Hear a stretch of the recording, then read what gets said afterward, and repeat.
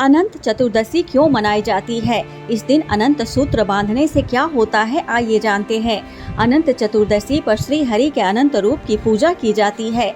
मान्यता है कि अगर इस दिन विष्णु जी की उपासना कर ली जाए तो जीवन का हर दुख दूर हो जाता है। भाद्रपद माह के शुक्ल पक्ष की चतुर्दशी तिथि पर अनंत सुख देने वाला अनंत चतुर्दशी का व्रत किया जाता है। मान्यता है साल भर में इस दिन श्री हरि की पूजा कर ली जाए तो 14 साल तक अनंत फल प्राप्त होता है। पांडवों को भी इस व्रत के प्रताप से खोया राजपाट मिला था। इस साल अनंत चतुर्दशी 17 सितंबर 2024 को है। आइए सुनते हैं अनंत चतुर्दशी व्रत कथा और महत्व। पौराणिक कथा के अनुसार प्राचीन समय में सुमंत नामक ब्राह्मण अपनी बेटी दीक्षा और सुशीला के साथ रहता था।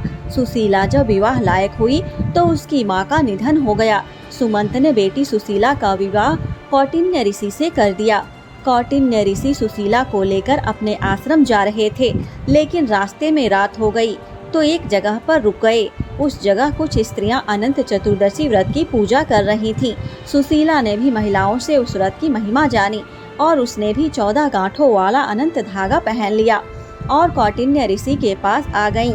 लेकिन कौटिन्य ऋषि ने उस धागे को तोड़कर आग में डाल दिया। इससे भगवान अनंत सूत्र का अपमान हुआ। श्री हरि के अनंत रूप के अपमान के बाद कौटिन्य ऋषि की सारी संपत्ति नष्ट हो गई और वे दुखी रहने लगे। फिर कौटिन्य ऋषि उस अनंत धागे की प्राप्ति के लिए वन में भटकने लगे। एक दिन वे भूख प्यास से जमीन पर गिर पड़े। तब भगवान अनंत प्रकट हुए। उन्होंने कहा कि कौटिन्य, तुमने अपनी गलती का पश्चाताप कर लिया है। अब घर जाकर अनंत चतुर्दशी का व्रत करो और 14 साल तक इस व्रत को करना। इसके प्रभाव से तुम्हारा जीवन सुखमय हो जाएगा और संपत्ति भी वापस आ जाएगी। कौटिन्य ऋषि ने वैसा ही किया, जिसके बाद उसकी धन संपत्ति वापस लौट आई और जीवन खुशहाल हो गया। जय हो अनंत महाराज की। ओम नमो भगवते वासुदेवाय नमः।